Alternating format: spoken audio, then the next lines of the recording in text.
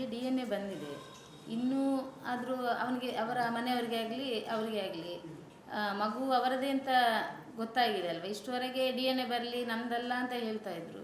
ಹೀಗೆ ಕಾನೂನೇ ಪ್ರೂಫ್ ಮಾಡಿದೆ ತಂದೆ ಯಾರು ಅಂತ. ಇನ್ನು ಮದುವೆಗೆ ಅವರಾಗೆ ಬರಲಿ ಅಂತ ನಾವು ಕಾಯ್ತಿರೋದು. ಮಾಡದಿದ್ರು ಕಾನೂನು ಹೇಳುತ್ತೆ ಮದುವೆ ಆದರೆ ಒಳ್ಳೆಯದು. ಯಾಕೆಂದರೆ ಒಂದು ಮಗುವಿಗೆ ತಂದೆ ಸ್ಥಾನ ಸಿಗ್ತದೆ, ಒಂದು ನನ್ನ ಮಗಳಿಗೆ ಗಂಡನ ಸ್ಥಾನ ಆದರೂ ಸಿಗುತ್ತೆ ಅಲ್ವಾ. ಇಷ್ಟವರೆಗೆ ಅಲ್ಲ ಅಲ್ಲ ಅಂತ ಹೇಳ್ತಿದ್ದವರು ಈಗ ಪ್ರೂಫ್ ಆಯ್ತಲ್ವಾ ತಂದೆ ಅಂತಾನೆ. ಈ ಘಟನೆ ನಡೆದ ಬಳಿಕ ನಿಮಗೆ ಯಾವ ರೀತಿಯ ಅನುಮಾನಗಳಾಗಿತ್ತು ನಿಮ್ಮ ಬಗ್ಗೆ, ನಿಮ್ಮ ಫ್ಯಾಮಿಲಿ ಬಗ್ಗೆ? ಅಲ್ಲ, ತುಂಬ ಇದು ಫೇಸ್ ಮಾಡಿದ್ದೇವೆ. ತಾಯಿ ಸರಿ ಇಲ್ಲ, ಮಗಳು ಸರಿ ಇಲ್ಲ, ಎಲ್ಲ ತುಂಬ ಫೇಸ್ ಮಾಡಿದ್ದೇನೆ ನಾನು. ಆದರೂ ನನ್ನ ಮಗಳ ಹತ್ರ ಸತ್ಯ ಇದೆ, ಅದಕ್ಕೋಸ್ಕರ ಇಷ್ಟುವರೆಗೆ ಹೋರಾಡಿದ್ದೇನೆ. ಅದೇ ಮಾಲಿಂಗೇಶ್ವರ ದೇವರನ್ನು ಕೈ ಬಿಟ್ಟಿಲ್ಲ, ನಮ್ಮ ಕುಲದೇವರಾಗಲಿ ನಮ್ಮನ್ನು ಕೈ ಬಿಟ್ಟಿಲ್ಲ. ಆದ ಕಾರಣ ಇಷ್ಟು ನನಗೆ ನ್ಯಾಯ ನನ್ನ ಮಗಳಿಗೆ ಕೊಡಿಸಿದ್ದಾರೆ. ಇನ್ನೂ ಸಿಗುತ್ತೆ ಅಂತ ನಾನು ನಂಬಿದ್ದೇನೆ.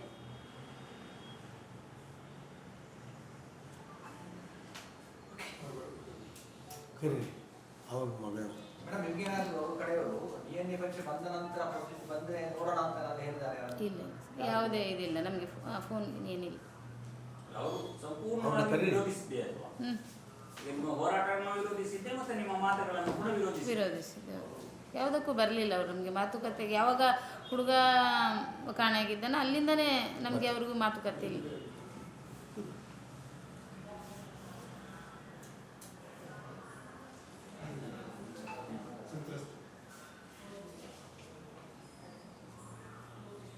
ಈಗ ಜಿಯಾಲಜಿಕಲ್ ಫಾದರ್ ಗೊತ್ತಾದ ಮಗುವಿಗೆ ಸನ್ ಆಫ್ ಬರೆಯುವ ಪ್ರಕ್ರಿಯೆ ಇದೆ ಸರ್, ಇದು ಬರೀತಾರೆ. ಅದು ಯಾವಾಗ? ಕೋರ್ಟ್ ಮುಖಾಂತರ ಕೋರ್ಟ್ ಮುಖಾಂತರ ಆಗಬೇಕು. ಈಗ ಒಂದು ಚಾರ್ಜ್ ಶೀಟು ನಿಮಗೂ ಸಿಕ್ಕುತ್ತೆ, ನಾವೊಂದು ಚಾರ್ಜ್ ಶೀಟಿಗೆ ಸ್ಟೇಷನ್ಗೂ ತೊಗೊಂಡು ಹೋಗ್ತೇವೆ. ಅದು ಲೀಗಲಾಗಿ ಏನು ಬೇಕೋ ಅದೆಲ್ಲ ಮಾಡ್ತೇವೆ ನಾವು. ಅದು ಒಂದು ಪ್ಯಾರಲರಾಗಿ ಹೋಗುತ್ತೆ ಸರ್. ಅದು ಆಮೇಲೆ ತುಂಬ ಕಷ್ಟ, ಈ ಕೇಸ್ಗಳಲ್ಲಿ ಕಷ್ಟ. ಪಾಪ ಒಳ್ಳೆ ಹುಡುಗ, ಯಾಕೆ ಇದು ಅವನ ಭವಿಷ್ಯನ ಇವರು ಆಟದಲ್ಲಿ ಹಾಳು ಮಾಡಬಾರ್ದು. ಹಾಗಾಗಿ ಹೆಚ್ಚು ಹೊತ್ತು ಈ ಕಡೆಯಿಂದ ಹೋಗ್ತಾ ಇದೆ. ಹೌದು, ಅದಕ್ಕೆ ಎಲ್ಲರಿಗೂ ಮನವಿನೇ ಮಾಡಿಬಿಟ್ರಲ್ಲ ಸರ್. ಅದೇ ಈಗ ನಾವು ಆಟನೂ ಮಾಡಲ್ಲ, ಆಗಿದೆ ಏನು ಮಾಡಿ ನೋಡ್ತೀವಿ, ಅದೆಲ್ಲ ಪ್ರಶ್ನೆನೇ ಅಲ್ಲ ಇದು. ಅಲ್ಲ, ಹೋರಾಟ ಮಾಡೋದಕ್ಕೆ ಈಗ ಅಸ್ತ್ರ ಸಿಕ್ಕಿದೆ ನಿಮಗೆ. ಬೇಡ, ನೀವು ಆ ಹೋರಾಟ ಬೇಡ, ದೊಡ್ಡ ಅಸ್ತ್ರ ಸಿಕ್ಕಿರೋದು. ನೈತಿಕವಾಗಿ ಗೆದ್ದಿದ್ದೀರಿ ನೋಡಿ ಸರ್. ಈಗ ಮರ್ಯಾದೆ ತೆಗಿಬೇಕು ಅನ್ನೋವಂಥದ್ದೇ ನಮಗಿದಾದರೆ ಪ್ರಯೋಜನ ಏನಿದೆ ಸರ್? ಯಾವ ದ್ವೇಷ ಇದೆ ನಮಗೂ ಅವ್ರಿಗೆ? ಅವರು ನನಗೇ ನೋವಾಗ್ತಾಯಿದ್ದು, ಪ್ರತಿ ಸಾಲ ಹೇಳ್ತಾ ಇದ್ದೆ, ಅಷ್ಟು ಚೆಂದ ಇರೋ ಮಗನ್ನ ಅವರು ಜೈಲಲ್ಲಿ ಕೂರಿಸ್ಬೇಕು ಅಂದರೆ ಎಷ್ಟು ನೋವು ಅನುಭವಿಸಿದ್ರು. ನಿಮ್ಮ ಹತ್ರನೂ ಮಾತಾಡಲ್ಲ, ನಮ್ಮ ಹತ್ರನೂ ಮಾತಾಡಲ್ಲ ಅಂದರೆ ಒಳಗಡೆ ಅವರು ದಿನಾನೂ ಕೂಡ ಬೆಂದೋಗಿರ್ತಾರೆ. ಅಷ್ಟು ಚೆನ್ನಾಗಿರೋ ಹುಡುಗ ಜೈಲಲ್ಲಿ, ಗೊತ್ತಲ್ಲ ಸರ್ ಜೈಲ್ ವಾತಾವರಣ ಹೆಂಗಿರ್ತಾರೆ. ನಾನೇ ಎಷ್ಟು ಸಾರಿ ನೊಂದ್ಕೊಂಡಿದ್ದೀನಿ. ನಾನು ಸತ್ಯ ಹೇಳ್ತಾ ಇದ್ದೇನೆ ದೇವ್ರ ಮುಂದೆ.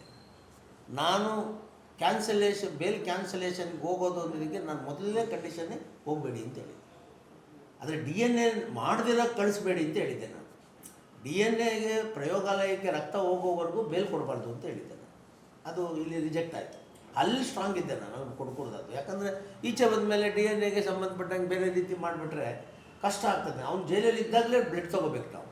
ಅದು ನಿಮ್ಗೆ ಗೊತ್ತಿದೆಯಲ್ಲ ಸರ್, ಮ್ಯಾಜಿಸ್ಟ್ರೇಷನ್ ಮುಂದೆ 3 ಜನಂದು ತಗೊಂಡು ಅದೊಂದು ಸೀಕ್ರೆಟ್ಗೆ ಕಳಿಸ್ಕೊಡ್ತಾರೆ. ಅದಾಗೋವರೆಗೂ ಸುಮ್ಮನೆ ಇದೆ. ಅದಾದ ತಕ್ಷಣ ನೀವು ಬೇಲ್ ಕೊಡಿದ್ದೆ. ಅವರು ಅಲ್ಲ ತಗೊಂಡ್ರು, ಅದು ಹೈಕೋರ್ಟಲ್ಲಿ ತಗೊಂಡ್ರು. ಅವರು ಬೇರೆ ಬೆಂಚಲ್ಲಿ ತೊಗೊಂಡ್ರು. ಅದೇನು ನಮಗೇನು ದೊಡ್ಡದೇನು ಅನಿಸಿಲ್ಲ. ಆಯ್ತು, ನಾನೇ ವಿಶ್ ಮಾಡಿದೆ ಬಂದು ಈಚೆ ಹಬ್ಬ.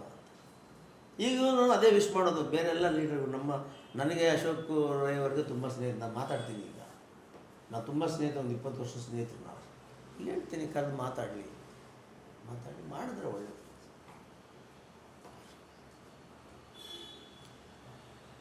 ಈಗ ನಿಮಗೆಲ್ಲ ಅನುಭವ ಇದೆ ಸರ್, ನಿಮ್ಮೆಲ್ಲರಿಗೂ ಅನುಭವ ಇದೆ ಸರ್. ಬಡವ್ರಿಗೆ ಹಿಂಗೆ ಆಗಬಾರ್ದು ಸರ್. ಬಡವ್ರ ಮಕ್ಕಳನ್ನು ಈ ಥರ ಎಲ್ಲ ಶೋಷಣೆಗೆ ಒಳಪಡಿಸ್ಬಾರ್ದು. ಆಮೇಲೆ ಒಳಪಡಿಸ್ಕೊಂಡ್ಮೇಲೆ ತಪ್ಪು ಅಂದರೆ ತಿದ್ಕೊಂಡ್ಬಿಡ್ಬೇಕು. ಕ್ಲಿಯರ್. ಅಲ್ಲ, ಇಲ್ಲಿ ತೊಂದರೆ ಆದ್ದು ತಿದ್ದುಕೊಳ್ಳುವಂಥದ್ದು. ಹೌದು ಸರ್. ಇಟ್ಕೊಳ್ತಾ ಇದ್ರೆ ಈ ಮಟ್ಟಕ್ಕೆ ಇರ್ತಾ ಇರಲಿಲ್ಲ, ಈ ಸಮಸ್ಯೆಗಳು ಆಗ್ತಾ ಇರಲಿಲ್ಲ, ಈ ನ್ಯೂಸ್ಗಳು ಬರ್ತಾ ಇರಲಿಲ್ಲ. ಅದು ಸತ್ಯ ಅಲ್ವಾ? ಹೌದಲ್ಲ. ಆಮೇಲೆ ಈಗ ತುಂಬ ಹುಷಾರಿದ್ದರೆ ಫಸ್ಟು ಕಂಪ್ಲೇಂಟ್ ಮಾಡೋದಿಲ್ಲ ಸರ್. ಅವತ್ತೇ ಈಗ ತುಂಬ ಹುಷಾರಿದ್ದರೆ 3 ಜನದ ಮೇಲೆ ಕಂಪ್ಲೇಂಟ್ ಕೊಟ್ಬಿಟ್ಟಿದ್ರೆ 3 ಜನ ಜೈಲಿಗೆ ಹೋಗ್ತಾಯಿದ್ರು. ಅಂದರೆ ಇವ್ರು ಒಳ್ಳೆತನ ಏನು ಅಂತ ಹೇಳೋದು ನಾನು. ಇವ್ರಿಗೆ ಗೊತ್ತೇ ಇಲ್ವಲ್ಲ, ಏನು ಕಾನೂನು ಗೊತ್ತಿಲ್ಲ, ಮೋಸ ಮಾಡೋದು ಹೆಂಗೆ ಅಂತಲೇ ಗೊತ್ತಿಲ್ಲದಿರೋ ಫ್ಯಾಮಿಲಿ ಇದು. ಮೋಸಕ್ಕೆ ಒಳಪಟ್ಟರೆ ವಿನ ಹೆಂಗೆ ಅದನ್ನು ಎದುರಿಸ್ಬೇಕು ಅಂತ ಗೊತ್ತಿಲ್ಲ. ಇಲ್ಲಾಂದರೆ ಸ್ಟೇಷನಲ್ಲಿ ಹೋಗಿ ಕಂಪ್ಲೇಂಟ್ ಕೊಟ್ಟಿದ್ದನ್ನು ವಾಪಸ್ ತಗೊಂಡು. ಆಮೇಲೆ ಕುಟುಂಬಗಳದು ಬಡತನ ಲೆಕ್ಕ ಹಾಕ್ಬಾರ್ದು ಸರ್, ಅವ್ರ ನಡವಳಿಕೆಗಳ ಲೆಕ್ಕ, ಅವ್ರು ಹೆಂಗಿದ್ದಾರೆ ಅಂತ